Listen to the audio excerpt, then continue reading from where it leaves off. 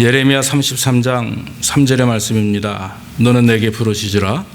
내가 내게 응답하겠고 내가 알지 못하는 크고 비밀한 일을 내게 보이리라. 예레미야 33장 3절의 말씀입니다. 우리 한번 같이 묵상해 봅니다.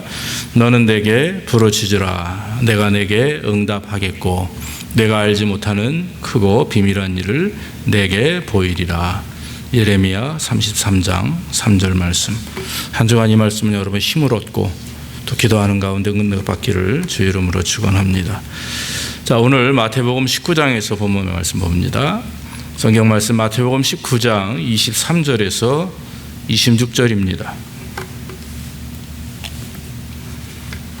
마태복음 19장입니다. 32페이지. 예수께서 제자들에게 이르시되 내가 진실로 너희에게 이르노니 부자는 천국에 들어가기가 어려우니라. 다시 너희에게 말하노니 약대가 바늘귀로 들어가는 것이 부자가 하나님의 나라에 들어가는 것보다 쉬우니라 하신대. 제자들이 듣고 심히 놀라 가로되 그런 정도가 구원을 얻을 수 있으리이까. 예수께서 저희를 보시며 가라사대 사람으로는 할 수 없으되 하나님으로서는 다 할 수 있느니라. 아멘. 예. 오늘은 그 부자의 위험이라고 하는 제목을 한번 삼고 말씀을 드리기를 원합니다. 예전에 그 경상도 한국의 경주에 최부잣집이라고 있다고 합니다. 한 300년 동안 부자로 살았던 그 최부잣집 가문에는 6가지의 그 가훈이 내려와 있습니다. 첫 번째는 그들의 가훈 중에 첫째가 과거를 보되 진사 이상은 하지 말라 하는 가훈입니다. 권세와 부귀를 동시에 가질 수 없다는 말이죠. 진사 이상 높은 벼슬을 갖게 되면 적들이 많이 생기고 반대자들이 많이 생겨가지고 가문이 몰락을 당하기가 쉽다라고 하는 것입니다. 그 예전에 여러분 우리나라의 초창기에 지금으로부터 수백 년 전에 이 가문이나 또 왕권이나 이 세력 다툼으로 참 집안이 몰락한 가문들이 참 많았죠. 그래서 진사 이상은 하지 말라. 가늘고 길게 살자 이런 거죠. 또 한 가지는 재산은 만석 이상 지니지 말라 그랬습니다. 만석이면요 2만 가마입니다. 그러니까 굉장히 큰 밭덩어리겠죠. 밭의 아마 크기가 아닌가 생각이 됩니다. 1년에 만석씩 글쎄요 쌀을 거둔다. 그건 뭐 보통 부자가 아니겠죠. 세 번째는 이제 나그네를 후하게 대접하라. 나그네를 후하게 대접하라. 부자인데 자기들의 배만 채우는 부자는 아닌 것 같습니다. 300년 동안 부자로 살았다라고 하는 것은 역사에 남을 일이죠. 3대 정도, 뭐 한 100년, 한 대 30년 잡아서 100년 정도면은 모르겠지만 300년을 부자로 살았다. 대단한 일입니다. 왜 이 사람들이 부자로 사는가 보니까 나그네를 후하게 대접하라 그랬어요. 최부자 집에 1년 소비쌀이 그 당시 6,000가마였다고 합니다. 1년에 6,000가마. 80kg짜리 쌀가마로 미국같이 40파운드가 아니라 한국에 있을 때 제가 시골에서 이렇게 쌀을 이렇게 나르는 걸 보니까 가만이나 부대짜리로 80kg더라고요. 엄청 무거운 거거든요. 그걸로 1년에 최부잣집 그 가족들이 사용하는 그 쌀이 6,000가마입니다. 3,000석인데 2,000가마는 식구들의 양식이고 2,000가마는 과객을 이렇게 대접하는 데 사용했다고 하고 나머지 2,000가마는 주변에 있는 가난한 자들을 도왔다고 그래요. 그래서 그 과객들이 지나가면서 즉 뭐 이렇게 뭐니까 시험을 과거제도라는 거예요. 시험을 보러 간다거나 이렇게 길을 여행을 하다가 최부잣집에 가서 하룻밤 묵고 가자 하는 말이 그 당시에 이렇게 입에서 다 전달될 정도로 굉장히 사람들에게 후하게 대접했다고 그래요. 근데 재밌는 것은 그 사랑채가 큰 사랑채 안에 수십 개 방이 있는데 그 방마다 쌀띠주가 하나씩 있답니다. 근데 쌀띠주가 어떻게 생겼냐면 아시다시피 큰 거는 저희 강대쌈만 하기도 하고 작은 거는 뭐 작기도 하죠. 근데 뚜껑을 이렇게 열거든요. 근데 그 최부잣집 그 쌀띠주는 뚜껑을 열면 구멍이 2개만 뻥 뚫려 있어요. 주먹만 간신히 들어갈 수 있는, 팔이 들어갈 수 있는 구멍만 뚫어져 있는데 그 의미는 뭐냐면 마음껏 당신이 먹고 싶은 만큼 가져가라. 하지만 너무 욕심은 내지 말아라. 그런 의미에서 그렇게 작은 구멍 2개가 뚫려 있다고 그럽니다. 그리고 네 번째는 흉년기에는 땅을 사지 말라 하는 말입니다. 절대적으로 쓸데없이 투자하거나 욕심내어서 이렇게 땅을 사거나 그런 돈을 사용하지 말아라 하는 것이고요. 다섯 번째는 며느리들이 시집을 온 후에는 3년 동안 무조건 무명옷만 입는다. 이게 법입니다. 이 최부잣집의 며느리라고 이렇게 하면 얼마나 사람들이 야, 참 부잣집에 시집가서 좋겠다 하겠죠. 그런데 이 최부자 어른은 며느리들을 맞을 때 무조건 3년 동안 그냥 하얀색 무명옷만 입힌다고 하는 거예요. 그래서 사치를 하지 않도록 그렇게 관리했다 하는 것입니다. 마지막이 400리 안에 굶어 죽는 사람이 없게 하라 이겁니다. 그 최부잣집 집 주변 중심으로 해서 400리, 계산이 잘 안 돼요. 제가 10리가 4km거든요. 4km. 그러면 한 2.5마일, 2.6마일 돼요. 10리가. 그럼 400리면요. 거의 그 지역 전체, 경상도 다 합니다. 거의. 그 많은 지역에 있는 사람들, 백성들이 굶어 죽지 않도록 해라. 자기가 그만큼 책임져서 사람들을 도왔다라고 하는 거죠. 1600년도에 최치원이라고 하는 사람이 시작된 이 최부잣집은 약 300년 동안 부유하게 살았다라고 하는 것입니다. 이 사람이 이렇게 부유하게 300년을 그 가족이 살 수 있었던 큰 이유 중에 하나는 부요함을 잘 사용했다. 가난한 사람들을 향해서 또 배고픈 자들을 향해서 잘 이렇게 자기의 부와 재산을 잘 나눠주며 관리했기 때문에 결국 최부자가 한국에 이름 있는 오랜 동안 부자로 그 가문이 살았다 하는 얘기입니다. 제가 이 부자에 대한 얘기를 하는 이유는 사실 오늘 본문에 나와 있는 배경이 이 19장 13절부터 나와 있는 부분이죠. 바로 부자 청년이 주님 앞에 와가지고 하는 말씀입니다. 내가 어떻게 선한 일을 해야 영생을 얻을 수가 있습니까? 그랬어요. 그때 예수님께서 그에게 말씀하시기를 네가 어찌하여 나에게 선한 일을 묻느냐 오직 선하신 분은 한 분밖에 없다 하시면서 하는 말씀이 계명을 지켜라 그래요. 그랬더니 계명을 다 지켰다고 그래요. 부모를 다 공경했고 또 도둑질하지 않고 또 나름대로 율법에 나와 있는 계명들을 다 지켰습니다. 그런데 예수님께서 마지막으로 하는 말씀이 뭡니까? 내가 가지고 있는 재산을 다 팔아서 가난한 자에 나눠주고 그리고 너는 나를 쫓으라 그랬어요. 그때 이 부자 청년이 심히 근심하며 집으로 돌아갔다 그랬습니다.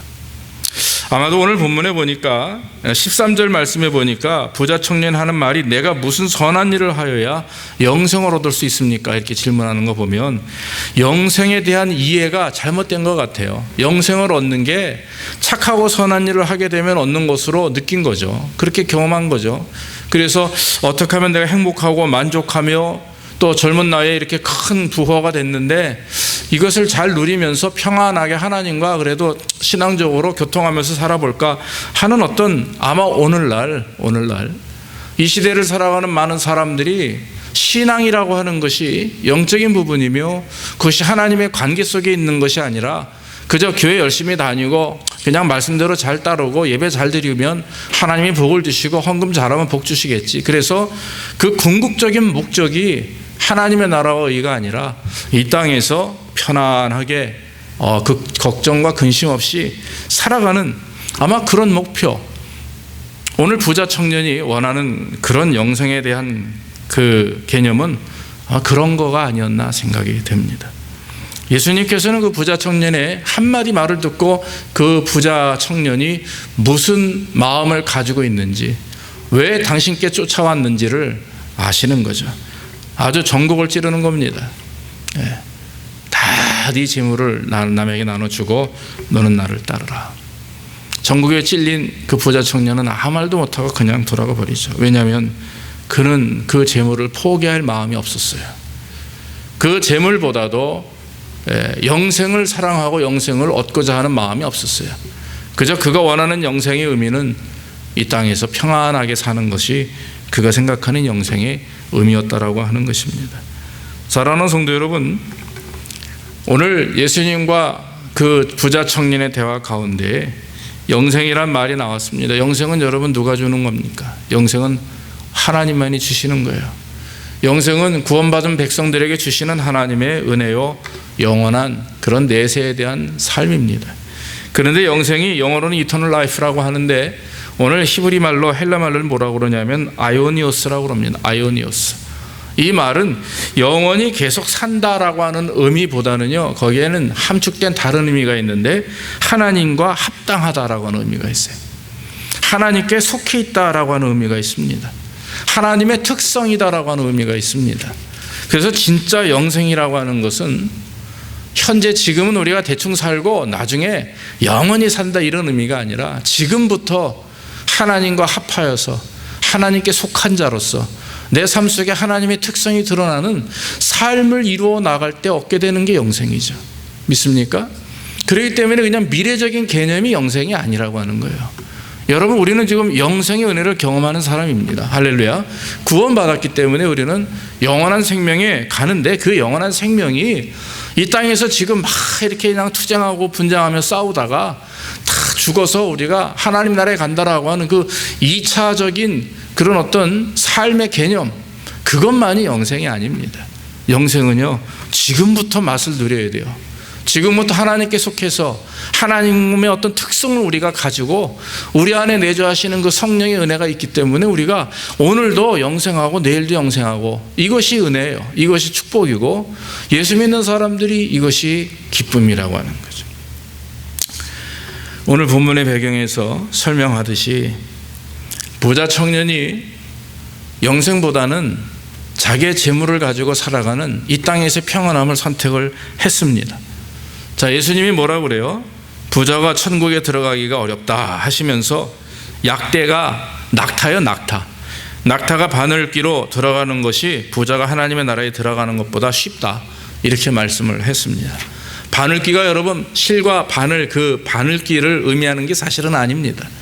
왜 그러냐면 예수님께서 이 바늘귀라고 하는 단어를 사용하신 이유는 이스라엘의 예루살렘 성에 동서남북으로 문이 있는데 그 문은요, 아침 저녁으로 이 문지기가 서 있어요. 근데 사람들이 그 정문으로 다니는 사람도 있지만 이 뒷문 좋아하는 사람들도 있잖아요. 쪽문 좋아하고 담 넘는 사람들 좋아하는 사람도 있잖아요. 그러니까 뒷문이 하나 있는데 그거를 소문이라고 그래서 바늘귀의 문이다 그래요. 그래서 바늘 구멍만큼 작다 하는데 문 높이가 넓이는 한 60cm도 안 되고요, 높이는 1m도 안 된답니다. 그러니까 어른들이 들어가려면 그냥 몸을 움츠려 가지고 저 같은 사람은 정말 들어가기가 쉽지 않아요. 아주 잔뜩 몸을 움츠려야 살짝 빠져나갈 수 있는 그런 문입니다. 그런데 그런 문이 예루살렘 성에 몇 개가 있어요. 그러니까 그 바늘귀의 문이다 해서 예수님께서 하시는 말씀은 어찌 낙타가 그 조그만 문을 들어갈 수 있느냐, 큰 문으로 들어가야 들어가는데 어떻게 조그만 문으로 들어갈 수 있느냐, 어렵다 하는 말이에요. 한마디로 말하면 부자가 천국 가는 것이 그만큼 어렵다 하는 거예요. 그런데 오늘 여러분 여기서 말하는 부라고 하는 단어는요, 그냥 돈을 많이 가지고 있는 사람, 우리나라 옛날에 삼성 회장이나 이런 LG 사장, 이런 어떤 부호들만 의미하는 게 아니라 저는 이 말씀을 가만히 묵상해 보니까 돈에 대한 개념입니다. 돈을 사랑함이 일만하게 뿌리라고 했으니까 이 돈이, 즉 부가 가지고 있는 위험성이 굉장히 커요. 그래서 여러분, 예수 믿는 성도들이 자칫 잘못하면 이 부 때문에, 돈 때문에 넘어지는 일들이 얼마나 많이 있는지 모릅니다. 그래서 오늘 주님께서 부자가 천국에 들어가기가 어렵다 하는 말씀의 의미가 과연 뭔지 우리가 잠깐 말씀을 보기를 원하는데, 제일 중요한 것은 부자들이 돈에 관심을 가지고 있는, 돈을 사랑하는 사람들이 하는 행동 중에 첫 번째 위험성이 뭐냐면 돈이면 다 된다는 생각이에요. 돈이면 다 된다는 생각. 여러분, 이것을 우리는 잘못된 독립심이라고 합니다. 잘못된 독립심. 야, 쟤는 참 독립심이 좋아. 이러면 참 사회 나가서, 밖에 직장에 나가서 사람들과의 관계 속에서도 아주 힘있게 잘 이렇게 살아가는, 우리 미국에 사는 자녀들이 독립심이 강하잖아요. 한국에는 지금도 대학 다니는 학생들이 다 부모에게 손 벌리는 사람들이 얼마나 많은지 몰라요. 대학을 나오고 대학원을 나와도 잡이 없어가지고 말이죠. 그러는 사람들이, 청년들이 참 많아서 한국의 문제죠. 근데 미국에 와보면 어릴 때부터 벌써 대학교만 들어가면 부모에게 돈 받는 거 별로 좋아하지 않습니다. 어떻게든지 자기들이 해보려고 아르바이트하고 과외하고 뭐 여기저기 일 다니고 식당 가서 일하고, 우리 아이들 그런 거 보면 참 감사하죠. 이런 건 좋은 독립심입니다. 그런데 이 물질을 사랑하는 사람들의 이 잘못된 독립심이 뭐냐 하면, 그것은 돈이면 다 된다라고 하는 생각이에요. 물질이 많으면 무엇이든지 다 할 수 있다라고 하는 생각입니다. 근데 이 독립심은, 이 물질을 사랑하는 독립심은요, 하나님이 분명히 이걸 죄라고 그랬어요. 그 물질에 대한 잘못된 독립심이 커지면 교만이 되는 것입니다. 왜냐하면 돈이 많다 보니까 물질로 다 할 수 있기 때문에 필요한 게 없거든요. 부족함이 없으니까 어떡합니까? 부족함을 느끼지 못하기 때문에 하나님 앞에 무릎 꿇지 못하는 거죠. 하나님을 의지할 수가 없다라고 하는 것입니다. 배를 골아봐야, 그래야 먹는 것이 얼마나 중요한지 아는 거예요. 이번에 선교를 갈 때 사실 우리 자녀들을 둘을 제가 참 힘들어도 억지로 데려갔습니다. 근데 아이들이 갔다 와가지고 생각이 많이 바뀌었어요. 우리 자녀분들, 여러분 선교 갔다 온 아이들 생각이 좀 바뀌잖아요. 특히 우리 막내가 큰 충격을 받은 것 같아요. 자기하고 동갑내기 아이들이 뛰어노는데 모습하고 자기 모습하고는 하늘과 땅 차이거든요. 거기 엘살바도르에 우리를 도와준 안드레아라고 하는 여자 학생이 있는데, 그 아와 차판교회 그 현지 목사님 딸이에요. 21살인데 이렇게 제가 옷을 입은 거 보니까, 그래도 이 도시에 나와서 산살바도르에서 박희창 목사님이 그 목회하는 교회 1층에서 먹고 자는 거예요. 그 산살바도르 시내 대학을 다니는데 먹고 자고 하기가 어렵고 너무 2시간 넘는 거리니까 이 목사님이 그 1층에다가 창고 하나를 방으로 꾸며져가지고 아이가 거기서 이제 먹고 자게 하는 거예요. 근데 가만히 보니까 참 안 됐어요. 몸에선 땀내가 계속 납니다. 여자아이인데도 불구하고 신발을 봐도, 이렇게 제가 신발을 봤는데 신발이 다 뜯어졌어요. 근데도 대학생이니까 나름대로 꾸미고 다니는데 현재 한국 아이들하고 걔하고는 큰 차이가 나더라고요. 그래서 참 마음이 안 돼서 나중에 제가 끝나고 주머니에 있는 돈을 조금 지워줬습니다. 근데 하나님이 참 그런 아이들 보면서 우리 예솔이랑 막 이렇게 가까이 지내는 걸 보고, 이게 10살 차이인데도 둘이서 얼마나 그렇게 재밌게 잘 지내는지 몰라요. 그래서 제가 한편으로 감사한 것이, 우리 아이들이 좀 이런 아이들의 모습을 보면서 자기를 돌아봤으면 좋겠다 하는 생각을 참 많이 하고 그런 기도를 많이 했는데, 감사하게도 그런 걸 많이 느끼는 것 같아요. 제 선교에 가면 어른들도 은혜를 받지만, 그 내년도에는 그래서 우리 중학교 아이들부터 다 좀 데려가고 싶은 게, 아이들의 생각이 바뀝니다. 돈에 대한 개념이 바뀌고요, 어떻게 살아야 되는지, 자기가 지금 얼마나 행복하고 하나님 앞에 복을 받은 사람인지를 깨닫게 돼요. 그리고 나서는 그들에게 뭔가 자기의 것을 줄 수 있는, 그 예술이가 안 오겠다는 거예요. 미국에 자기는 진짜 거기서 살고 싶대요. 걔네들하고 같이. 그래서 얘가 지금 이게 너 여기서 일주일만 사면 나중에 아빠한테 전화하고 울고 할 텐데, 그랬더니 아니랍니다. 데리고 왔어요, 억지로. 그런데 한편으로 하나님께 감사하는 거예요. 제가 개인적인 말씀을 드리는 이유는, 세상에는요, 특히 미국만 해도 돈이면 다 된다고 하는 개념들이 있는데, 글쎄요, 저희가 선교하는 교회는, 그 지역은 그런 개념이 없더라고요. 얼마나 한편으로는 순수하고 감사한지 모릅니다. 여러분, 성경에는 이 부요함이, 차고 넘침이 오히려 은혜가 되는 게 아니라 신앙의 방해가 됨을 누누이 말씀하고 있습니다. 우리가 지금 수요일 날 요한계시록을 하죠. 7번째 교회가 여러분 지난주에 라오디게아 교회 아니옵니까? 라오디게아 교회가 어떤 교회입니까? 소아시아에서 가장 부유했습니다. AD 600년의 역사를 또 보니까 지진으로 라오디게아 전체가 다 황폐된 거예요. 완전히 무너져 내렸습니다. 건물 하나 서 있는 곳이 없었대요. 그런데 로마 당국에서 라오디게아 교회를 향해서, 그 지역을 향해서 지진 때문에 무너지니까 큰 거액을 줄 테니까 건물을 세우고 도시를 일으켜라 그랬더니, 라오디게아 사람들이 거기서 대표가 뭐라고 얘기했냐면, 로마 정부에 대해서 우리 그럴 필요 없다. 우리가 가진 돈이 많이 있기 때문에 우리가 하겠다가 2년 만에 자기들 스스로 말이죠, 자기 돈을 들여가지고 라오디게아를 새로 세운 거예요. 얼마나 부자면, 얼마나 사람들이 개인적으로 돈이 많으면 도시를 무너진 것을 자기들끼리 세웁니까? 실제 있었던 사건입니다. 실제입니다. 그러니까 여러분, 계시록 3장 17절에 뭐라고 그래요? 나는 부자라, 부요하여 부족한 것이 없다 하나 내 곤고한 것과 가련한 것과 가난한 것과 눈먼 것과 벌거벗은 것을 너희들이 알지 못한다 그랬어요. 너무나 부유하기 때문에 부족함이 없기 때문에 그 도시에 살고 있는 사람들이 라오디아 교회를 나오지 않습니까? 아마 헌금 기가 막히게 할 겁니다. 봉사한다면 엄청나게 할 겁니다. 옷 입고 차 벤츠 아니면 집들도 수십만 불 밀ион짜리 살겠죠. 그런데 하나님 보시기에 그들에게 뭐라 그랬어요? 가난하고 가련하고 헐벗고 눈 멀고 벌거벗었다. 온갖 가지고 있는 잘못된 부분들은 다 가지고 있는 게 왜? 영적인 부분에 있어서는 엉망진창이라고 하는 거예요. 부유함이 너무 많기 때문에 부족함을 깨닫지 못하면 여러분 기독교 신앙의 처음은 뭐냐면요, 내가 부족하다 이거예요. 내가 아무것도 할 수 없다라고 하는 그 생각과 그 확신이 들어야 진짜 신앙이 시작되는 건데, 그게 없이 그냥 그저 형식적으로 습관적으로 그냥 좋으니까 만나고 먹고 마시고 잔치하고 파티하고, 이게 교회 안에서 계속 반복이 이루어지니까 라오디게아 교회가 얼마나 프로그램이 좋았겠어요. 교회 여러분 프로그램 행사할 때 제일 필요한 게 사실 돈이잖아요. 돈 있으면 얼마든지 아이들 이게 보통 우리들의 생각 아닙니까? 그런데 여러분 이미 그 시대에 물질이 풍요로웠기 때문에 그냥 행사도 많이 하고 번쩍번쩍 난리를 치지만 주님 보시기에 뭐라고 그래요? 헐벗고 가난하고 눈멀고 곰핍하고 온갖 영적인 부분에 있어서는 정말 땅바닥이에요. 그래서 여러분 부유함이라고 하는 거, 돈을 많이 가지고 있다라고 하는 의미와 나아가 돈을 사랑하는, 돈에 관심이 많은 사람들의 문제는 바로 이와 같이 돈이면 다 된다라고 하는 잘못된 독립심입니다.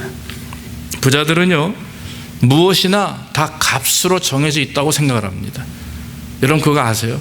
부자들은요 다 사람도 돈으로 생각을 해요. 돈으로. 그래서 부자들뿐만 아니라 사실 교회도 마찬가지입니다. 교회도 마찬가지고 모든 사람들이 마찬가지예요. 사람이 적게 모이고 많이 모이고 또 회사가 번창하고 이렇게 번창하지 않고 이러면 다 예산이나 돈에 다 연결이 돼 있어요. 그게 사실은 너무나 잘못된 생각 아닙니까? 근데 부자들은 사람을 돈으로 이렇게 생각을 합니다. 그래서 행복도 돈이 많으면 살 수 있고 불행도 돈이 많으면 다 그것을 물리칠 수 있다라고 믿는 것이 부자들의 생각입니다. 그런데 여러분 보십시오. 언젠가는 돈을 사랑하는 사람들이 또 부자들이 그것이 전부가 아니라는 것을 깨달을 때가 있어요. 주님 전에 나가는 그 순간, 즉 주님 전에 나가는 게 아니라 죽음을 경험하는, 죽음의 문턱에 섰을 때 많은 사람들이 그것이 아니라는 걸 깨닫게 됩니다. 저는 미국에 와서는 사실 장례식을 한 번도 제가 집례한 적은 없어요. 근데 부목사 생활을 할 때 미국이나 한국에서 많은 장례식을 진행해 봤는데, 특히 한국에서 엄청난 부자 성도님의 장례식을 가보고 제가 마음에 큰 고통을 느낀 적이 있었습니다. 그 가지고 있는 재물들을 좀 가난한 사람들에게 나눠줬으면 얼마나 좋았을까. 그것을 하나님의 일을 위해서 사용했으면 얼마나 좋았을까. 그런데 그 수백억의 돈 하나도 가지지 못하고 결국 떠나고, 그 자녀들은 그것 때문에 분쟁해서 결국 집안이 풍지박산되는 일들을 제가 여러 차례 경험을 했습니다. 그렇기 때문에 중요한 것은 물질이라고 하는 것이 우리를 세우는 것이 물질이 아니라 우리를 통해서 하나님이 역사하시길 원하는 도구로 사용되는 것이 물질이 되어야 되는데요. 오늘날 많은 사람들이 돈하면 돈이 있어야만 뭘 할 수 있는 것처럼, 돈이 있어야만 우리가 교회도 이루어지고 돈이 있어야만 우리의 가정도 이루어지고, 그러니까 우리의 믿음의 대상이 이제는 하나님을 믿는다고 하지만 그 뒤에는 저변에는 돈이 깔려있는, 부가 깔려있는 것이 사실 오늘날 우리 현실의 모습이 아닌가 생각이 됩니다. 사랑하는 성도 여러분, 우리 인생에 있어서 큰 재물은 오히려 우리에게 교만을 주는 거예요. 왜 주님 우리에게 기도를 가르쳐 주실 때 일용할 양식에 대한 말씀을 하십니까? 우리에게 일용할 양식을 주옵시고, 하루하루 일용할 양식이라고 하는 것은 하루하루 먹고 살 수 있는 것이에요.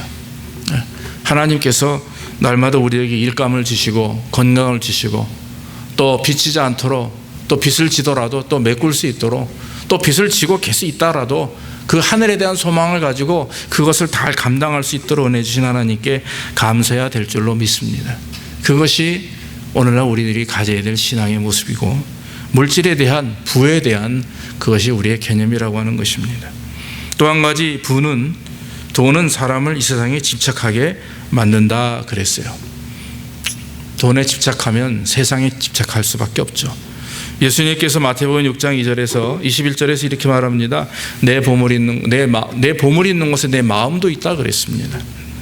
만약에 사람이 자기가 원하는 것이 모두 이 세상에 있다고 생각을 한다면 모든 미래의 것들은 그 모든 것들을 다 이 세상에서 취할 수만 있다면 아마 그 사람은 이 세상 외에 다른 것에 대해서는 생각하지 않을 것입니다.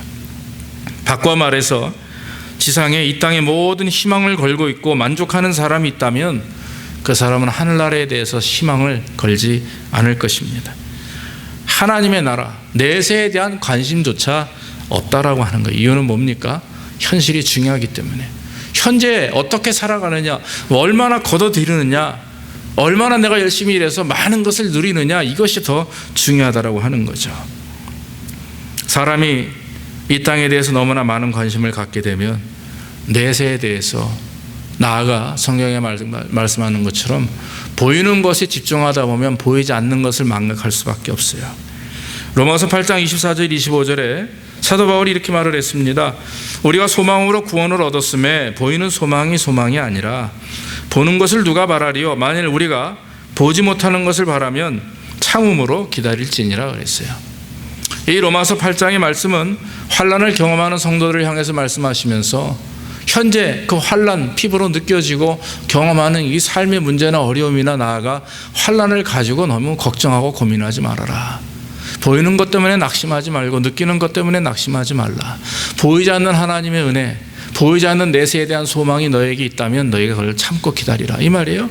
마찬가지입니다. 우리가 이 땅을 살아가면서 물질 때문에 우리가 지금 고민하고 낙심하고 늘 걱정하지만, 그러나 여기에 온 마음과 성공을 쏟고 어떻게 하면 이것을 벗어날까, 이것을 통해서 뭔가 일을 이루어 보겠다라고 생각을 한다면 여러분, 그 사람은요 내세에 대한 희망이 부족한 사람이에요. 중요한 것은 하나님을 의지하는 성도들은 보이는 것보다는 보이지 않는 내세에 대한 믿음을 가지고 살아가는 것이 더 중요하다라고 하는 것입니다.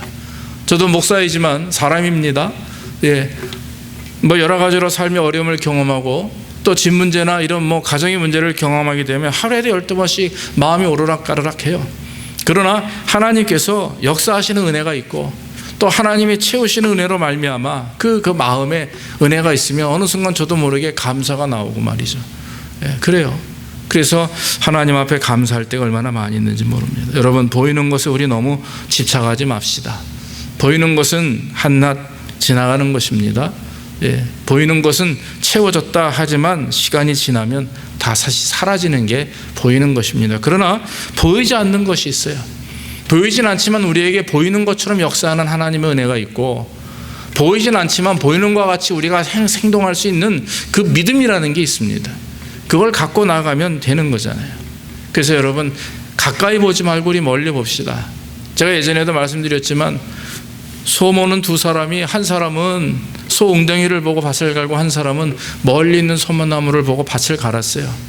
밭을 갈고 나니까 당연히 멀리 소나무를 보고 밭을 간 사람의 밭줄이 바르고, 소 흔들리는 웅덩이를 보고 밭줄을 간 사람은 삐뚤빼뚤 여기저기 난리가 아니지. 마찬가지입니다. 우리가 현실 속에서 지금 부딪히는 문제 때문에 너무 그거에 신경 쓰고 스트레스 받고 그것 때문에 내 감정 컨트롤이 안 되고 이러면요, 그 지나온 시간들이 참 많이 힘든 것 같아요. 그것이 오히려 우리에게 해가 되고 그것으로 인해서 지병까지 얻게 되고, 이거는 정말 신앙인의 모습이 아니라고 생각이 됩니다. 미래를 바라보고 하나님의 역사하심이 있고 또 이끄시는 능력이 있고 말이죠. 구원받은 하나님의 백성들을 책임지시는 하나님의 은혜가 있기 때문에 지금 내가 당하는 경험이, 고통이 남들보단 부족하고 연약하고 없어서 절절맨다 할지만, 그러나 우리 주님을 바라보고 나아가면 하나님이 역사해 주실 줄로 믿습니다. 분명히 하나님은 두세 사람이 모인 곳에 내가 너희와 함께 하겠다 했어요. 그것은 두세 사람이라고 작은 의미도 있지만 어떤 모임이든지 어떤 영혼이든지 하나님을 찾는 자에게 함께 하신다는 하나님의 약속인 줄로 믿습니다. 그러므로 저와 여러분들이 힘을 내고 가정이나 교회나 우리의 삶 속에 주님의 영광이 드러나기를 간절히 원합니다. 마지막으로, 분은 사람을 이기적으로 만듭니다. 이기적으로 만든다는 건 자기 중심적으로 만든다고 하는 거죠.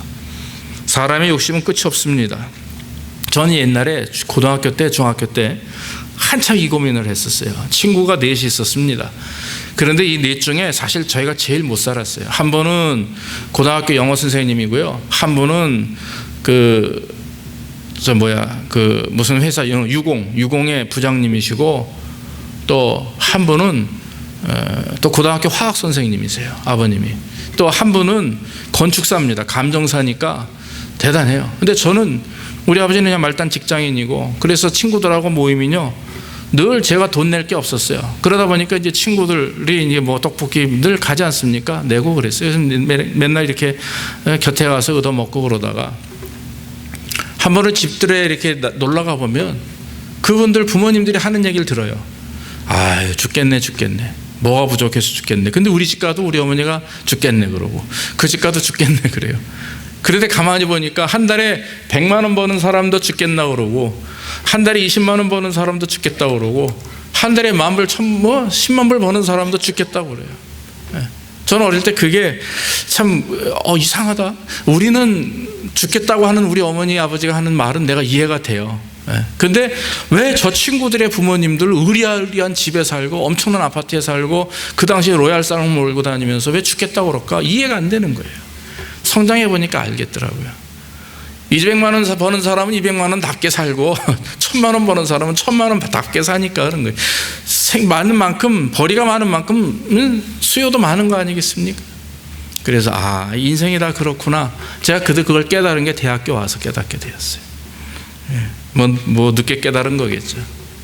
근데 여러분, 거기 사람들이, 부유한 사람들 얘기를 보면은요, 우리도 그러잖아요. 넉넉함을 하나님께 간구해요. 우리 기도가 여러분 빠듯함을 간구하는 사람 있습니까? 하나님, 저 빠듯한 거 좋습니다. 그냥 빠듯하게만 해주십시오. 이렇게 기도 안 합니다. 하나님, 많은 복을 주셔서, 물질로도 복을 주셔서 내가 교회 일 열심히 하고 또 주의 일 잘 섬기고 우리 자녀들 또 우리 사업 잘 되게 해달라고. 이것은 결국 뭡니까? 넉넉하게 해달라는 거예요. 넉넉함의 여러분 단어 사전적인 의미가 뭔지 아세요? 넉넉함은요, 내가 원하는 어떤 양을 넘는 걸 말하는 겁니다. 내가 갖고자 하는 양을 넘는 걸 말해요. 여러분들의 개념이 지금 한 달에 내가 10,000불 벌기 원합니다라고 하는, 하나님 내가 그래도 이 사업을 하는데 한 달에 그래도 5,000불에서 10,000불은 벌어야 되지 않습니까? 이건 여러분들의 생각인데, 넉넉함은 그걸 이상을 말하는 거예요. 10,000불을 생각하지만 여러분들의 넉넉함은 15,000불을 생각하는 거예요. 이게 바로 넉넉함이라고 하는 의미입니다. 그런데 많은 사람들이 빠듯하게 원하지 않고 자기가 원하는 액수를 벌면 그걸로 끝나지 않아요. 또 그 이상을 또 요구합니다. 또 그 이상을 요구하고, 가게 하나로 만족 못해서 가게 2개를 하고, 가게 2개로 만족 못해 3개로 하고, 얘기해 보면 여기서 빚을 지니까 여기서 메꾸자고 하는 거예요. 옷도 좋습니다. 다 좋아요. 그런데 중요한 것은 그런 생각들이, 그런 넉넉함을 추구하는 모습들이 결국엔 자기중심적으로 만든다는 거예요. 그것이 큰 문제라고 하는 것입니다. 사람이 넉넉함을 경험하게 되면은요, 빠듯함을 이해하지 못합니다. 그걸 부정합니다. 부인하려고 해요. 넉넉하게 경험했던 사람들은 그 넉넉함을 유지하길 원해요. 그렇기 때문에 한 달에 10,000불 수입되던 분이 갑자기 한 달 8,000불로 떨어지면요, 불안해합니다. 그것에 대하여도 감사하지 못합니다. 이유는 그 넉넉함에 젖어있기 때문에 그래요. 그렇기 때문에 여러분, 넉넉함이라고 하는 말의 의미가 굉장히, 말씀대로 살아가려고 하는 성도들에게는 굉장히 그게 치명적인 함정이 될 수가 있는 겁니다. 그래서 여러분, 우리는요, 일용할 양식에 대해서 관심을 가져야 되는 거예요. 많은 것을 통해서 많은 일을 하고 많이 베풀고 하는 그 생각 이전에 현재 일용할 양식에 대해서 감사하면, 하나님이 작은 것에 감사하는 자에게 큰 것을 주시지, 큰 것에 감사하는 자에게 작은 것을 주는, 그러면 그 사람 감사할 수 없다라고 하는 것입니다. 그러므로 부의 위험이라고 하는 것은 사람으로 하여금 진리를 망각하게 하는데, 그 진리가 뭡니까? 갖는 것이 잃는 것이고 나누는 것이 얻는 것이다라고 하는 진리를 망각하게 한다라고 어느 사람이 얘기를 한 적이 있어요. 사랑하는 성도 여러분, 오늘 예수님이 부자가 하늘나라에 가는 것이 전혀 불가능하다고 말하지 않습니다. 어렵다라고 말하는 거예요. 돈을 사랑하는 사람이 천국 못 간다 말하진 않아요. 그러나 어렵습니다. 왜냐하면 그 마음 중심에 돈이 있기 때문에, 부가 있기 때문에 그래요. 근데 오늘 우리는 제가 신약에 보니까 한 세 사람의 생각이 납니다. 부자인데도 불구하고 주님 앞에 겸손하게 나와서 주님께 헌신하고 또 하나님의 나라에 들어가는 백성들을 봐요. 제일 먼저 우리가 잘 아는 삭개오입니다. 여리고에서 가장 부자입니다.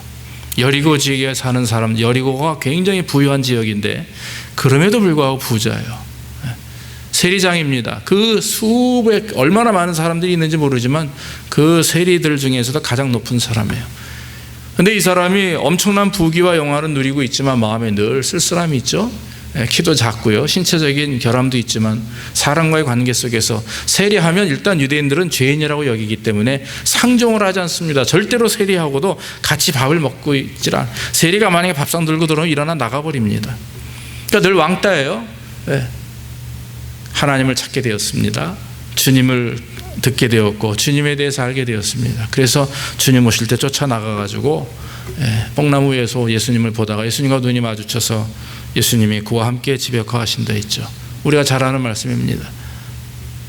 삭개오가 고백합니다. 내가 가지고 있는 재물을 반을 팔아서 가난한 자들에게 주고 혹시라도 남에게 뺏은 물건, 토색이라는 것이 억지로 더 뺏은 것을 말하는데 그것이 있다면 네 배나 갚겠나이다.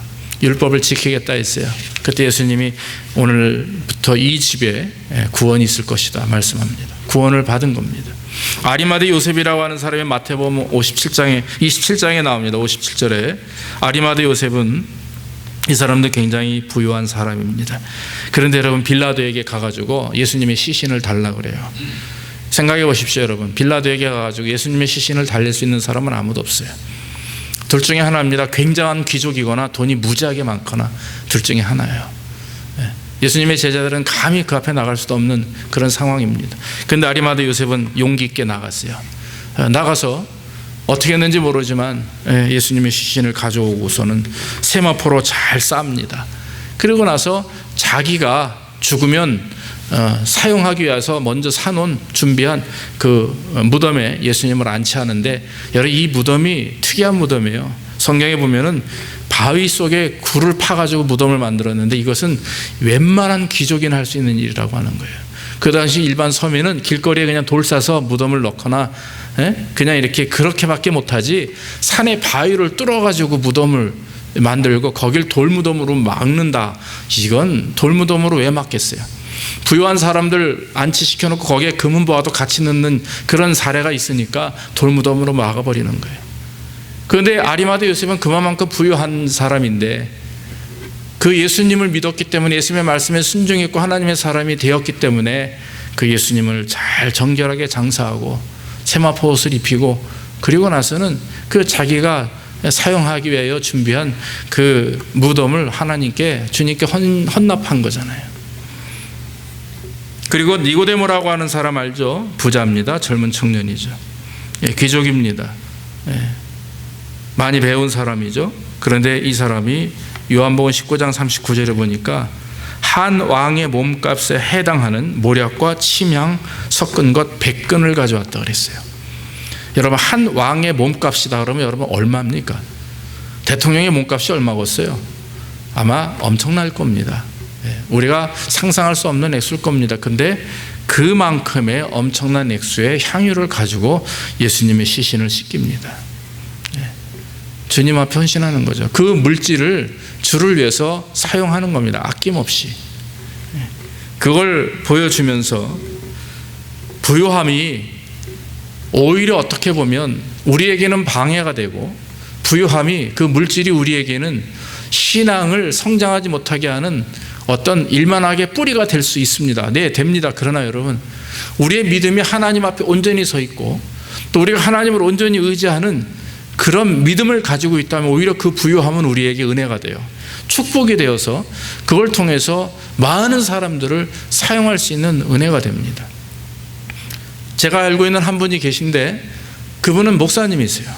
남편은 큰 사업을 하시는 분인데 남편이 벌어들이는 돈을 그 목사님이, 사모님이, 부인이 관리하시면서 그 돈을 어디다 쓰시냐면 개척교회 또 어떤 작은 교회 자녀들, 선교사들을 위해서 사용을 하시고, 근데 그 사용하시는 돈이 100불, 200불이 아닙니다.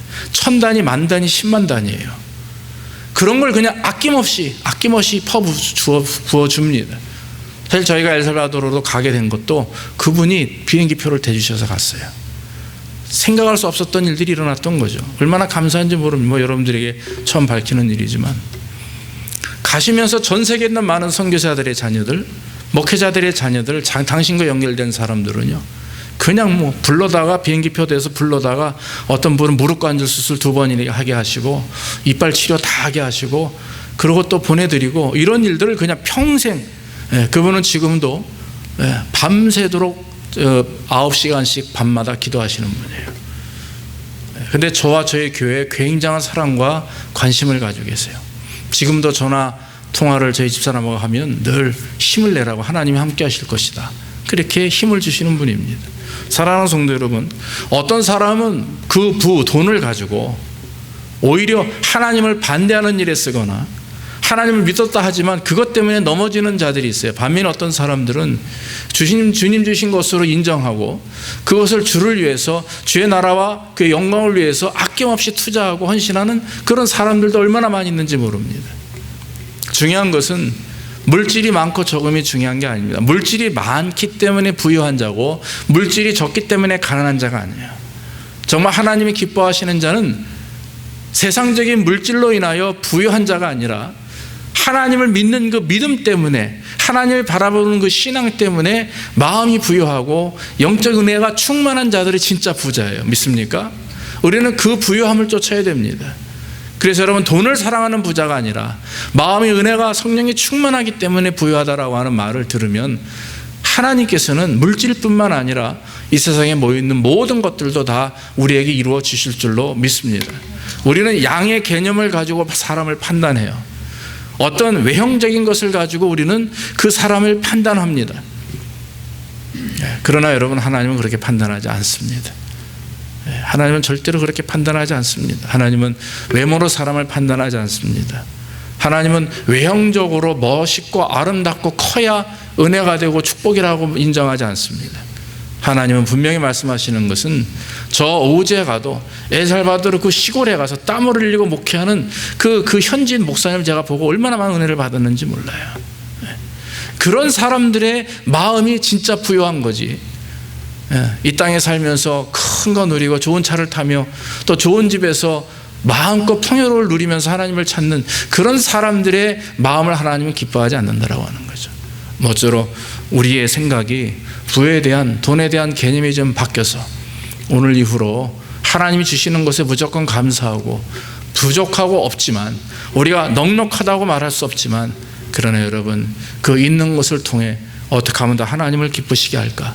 어떻게 하면 주의 일에 우리의 물질을 사용할까? 어떻게 하면 우리가 더 하나님 앞 영광을 돌릴까? 라고 늘 고민하며 기도하는 저와 여러분들 정말 부유한 자들 되기를 주의 이름으로 축원합니다. 기도하겠습니다. 하나님, 부족한 종을 통해서 하나님의 말씀을 증거할 수 있도록 인도하시니 감사합니다. 부유함이 무엇인지 깨닫게 하시니 감사하고, 혹시라도 우리가 아버지 하나님 물질의 부유함을 원하고 있습니까? 하나님, 우리의 마음과 생각을 바꿔주셔서 이제는 하나님 주시는 것에 감사하게 하시고 만족하게 하시고, 이제는 아버지 영적 부유함, 우리의 내면적 부유함을 통하여 하나님 앞 영광 돌리게 하시며 많은 사람들에게 존귀와 사랑을 받을 수 있는 우리 백성들 되게 인도해 주시옵소서. 예수님의 이름으로 기도하옵나이다. 아멘. 539장 우리 찬송하시면서 힘을 드리겠습니다.